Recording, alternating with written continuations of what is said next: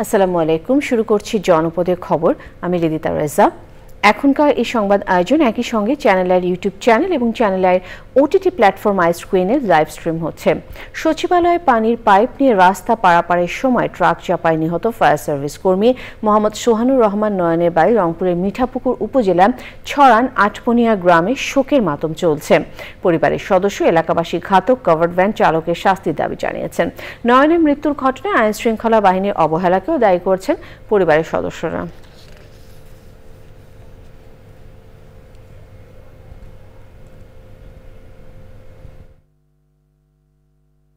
আয় কর্ম করার ছেলে তো একটাই, আর তো আর কর্ম করার ইয়ে নেই। তার উপর অনেক আশা ভরসা ছিল আমার। হ্যাঁ, তো এখন তো আমার তো এই আর যে গাড়ি মারা গেছে গাড়ি ধাক্কা দিয়ে তার সুবিচার আমি চাই। বাংলাদেশ জামায়াতে ইসলামের আমির ডাক্তার শফিকুর রহমান বলেছেন, স্বৈরাচার পালিয়ে গেলেও দেশ ও সমাজে অস্থির করার জন্য বিভিন্ন কর্মকাণ্ড চালিয়ে যাচ্ছে।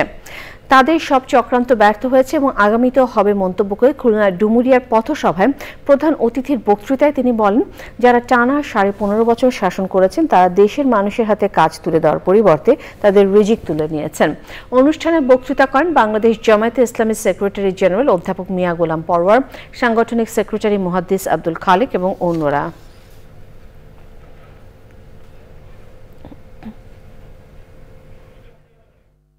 এই সমাজকে দেশকে অস্থির করার জন্য বিভিন্ন কাণ্ড বিভিন্ন সময় ঘটিয়ে চলছে। আলহামদুলিল্লাহ আমাদের যুব সমাজ ঐক্যবদ্ধ, আমাদের জাতীয় ঐক্যবদ্ধ, আমাদের আল্লাহ আমাদের সাথে আছেন। মহান আল্লাহর উপর ভরসা করে ঐক্যবদ্ধ জাতি ইতিমধ্যে সকল চক্রান্ত ব্যর্থ করে দিয়েছে। আগামীতেও যত চক্রান্ত হবে সব ব্যর্থ হয়ে যাবে ইনশাআল্লাহ।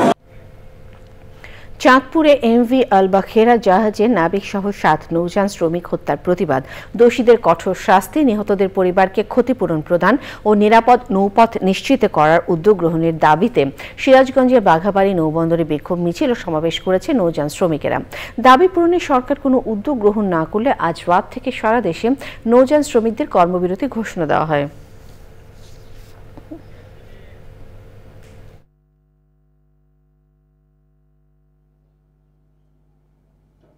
আমাদের যে শ্রমিকগুলা হত্যা হয়েছে তাদের পরিবারকে সরকার পক্ষ হইতে 20 লক্ষ টাকা ক্ষতিপূরণ দিবে।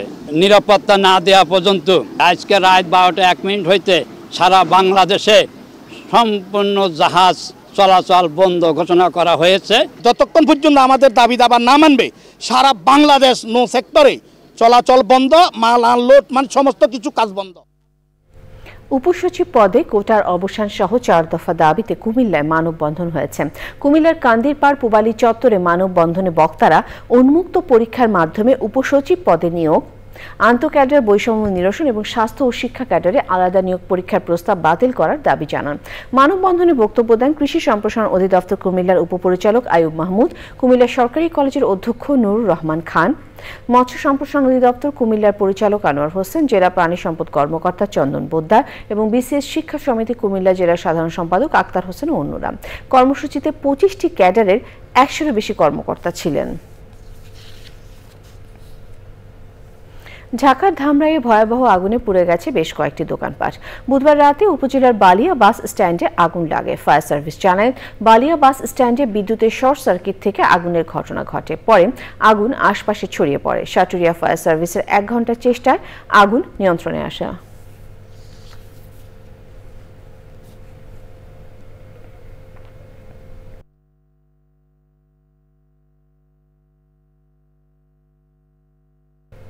এবারে প্রতিনিধি পাঠানো তথ্য ভিডিও চিত্র নিয়ে আলমুকসিদের রিপোর্ট।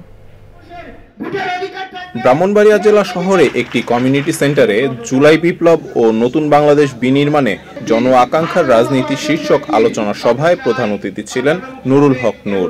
গণ অধিকার পরিষদ ব্রাহ্মণবাড়িয়া জেলা কমিটির ওই আলোচনা সভার আয়োজন করে।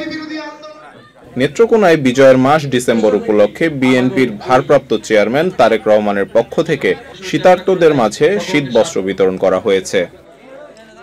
গাইবান্ধায় বাংলাদেশ এক্সটেনশন এডুকেশন সার্ভিসেস বীজ সুন্দরগঞ্জ শাখার সামাজিক সুরক্ষা কর্মসূচি আওতায় 2 শতাধিক দুস্থ, অসহায় ও শারীরিক প্রতিবন্ধী ছিন্নমূল শীতার্ত মানুষের মাঝে শীতবস্ত্র বিতরণ করেছে। গাইবান্ধায় ৬ শতাধিক মানুষের মাঝে শীতবস্ত্র বিতরণ করেছে বাংলাদেশ নৌবাহিনী পরিবার কল্যাণ সংঘ। এ সময় প্রত্যেকের হাতে ৫ কেজি করে চাল দেয়া হয়।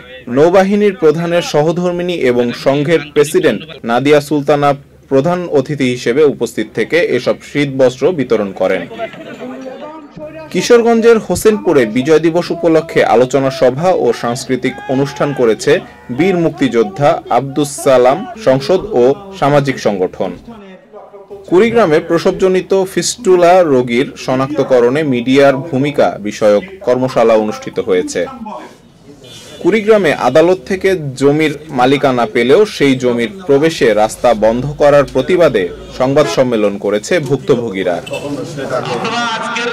নওগাঁর বদলগাছি উপজেলার মিঠাপুর ইউনিয়নের সাগরপুর গ্রামকে মাদকমুক্ত করতে মাদক বিরোধী আলোচনার সভা হয়েছে।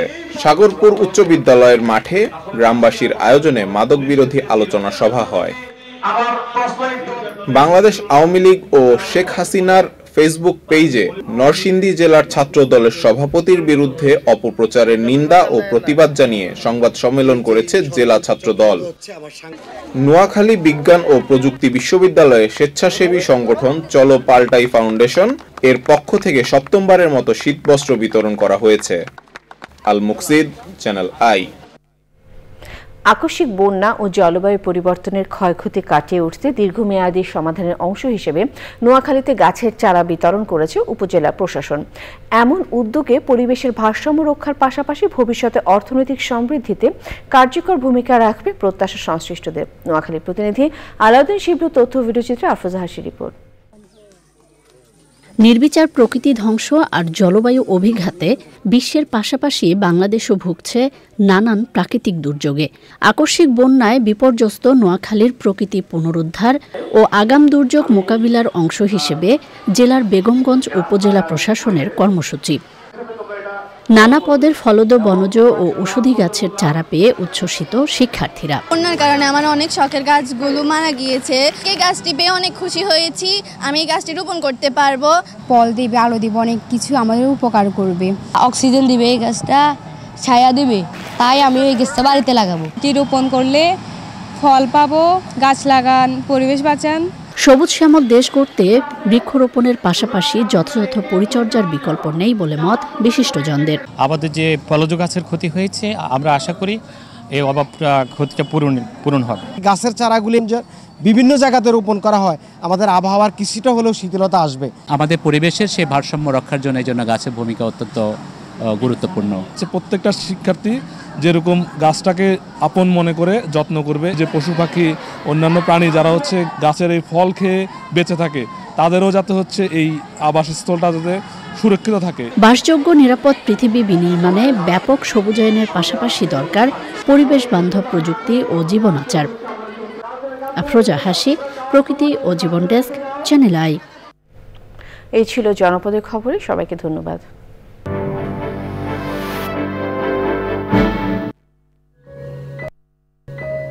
প্রতিদিন এমন ছোট ছোট মুহূর্তগুলো তৈরি করে জীবনে